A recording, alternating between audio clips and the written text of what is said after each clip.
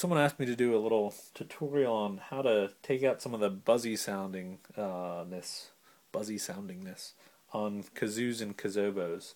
So I've got some kazoos and kazobos here, and I'll start with the kazoo.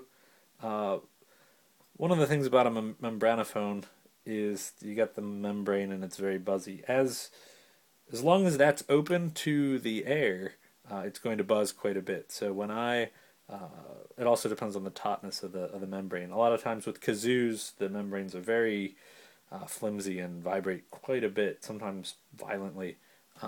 This one, if I play through, yeah.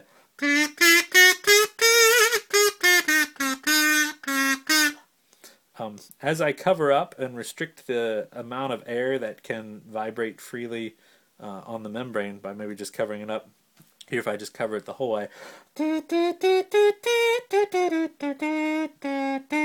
that's almost entirely my voice. And as I open it up just a tiny bit,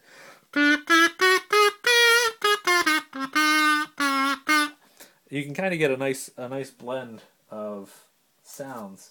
So one of the things you can do is basically just take some sort of tape or anything that you can use to seal over it, and then I've already punched a hole, but you can punch a hole and keep experimenting. Do it with something cheap. Keep experimenting until you find the right amount of airflow getting in and out of there that allows just the right amount of vibration of the membrane, and then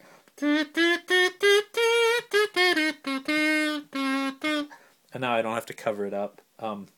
One of the things I really like to do with a kazobo, though, with a kazoo, instead of covering that up, I actually put it sideways in my mouth, and you'll hear as I'm talking, you get especially when my lips close, I get a little more buzzing. You can sing with a kazobo in your mouth like that. Give it kind of just a raspy sound, but I like to shape with my mouth. You can get some sort of wah effects and.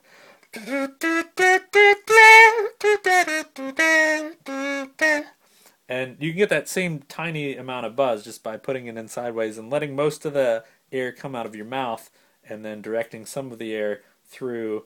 And of course, as long as you're vocalizing, that'll cause a smaller amount of vibration.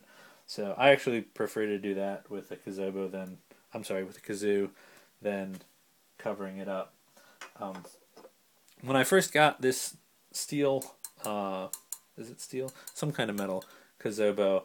The membranes were quite tight and almost didn't buzz at all. I had to sing through it for about a day or two before I even started to get a little bit of buzz, and that was kind of good. At first, I was really disappointed because it didn't buzz at all. I was just singing through a horn, which would have sounded.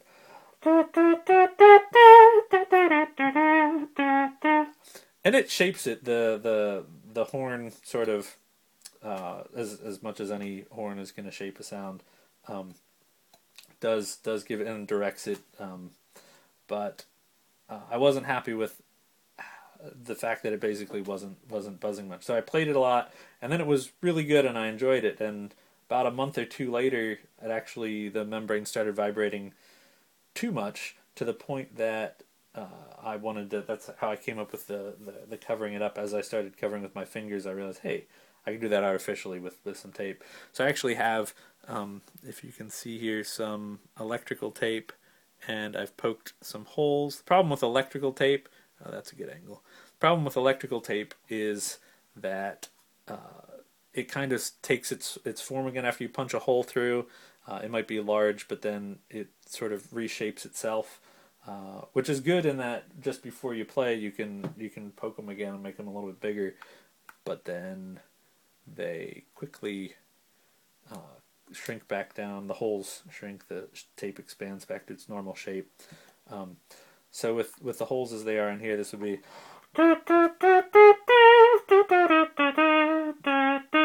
Which is not that much different, but I only really like a little bit of a rasp. If you're doing this into a microphone, it picks up enough of that, and I do some growling and some other things, some sort of wah effects with my mouth or with my hand if I have hands free. Now with something like this plastic kazobo, I got this, and it's a huge difference between the steel in that it's just really buzzy. They're cheap. They're like $11, so that's great. But much too loud in the buzz department. You'll hear.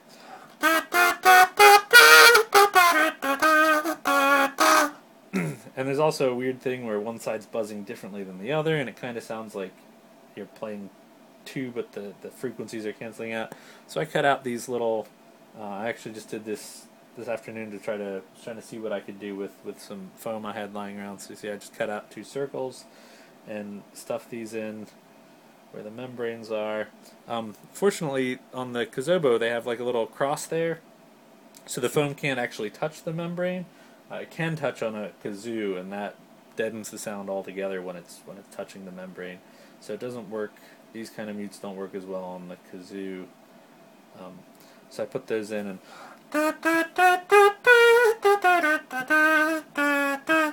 I actually like that. I like that sound. I think I'd consider.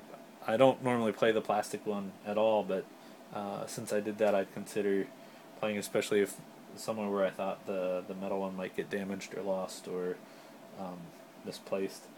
Not that I would do that, but always a possibility. So yeah, if you restrict the amount of air that can freely move at the membrane of any of these kazoos and kazobos, you can deaden that raspy sound. Again, I prefer on a kazoo to just sing sort of sideways.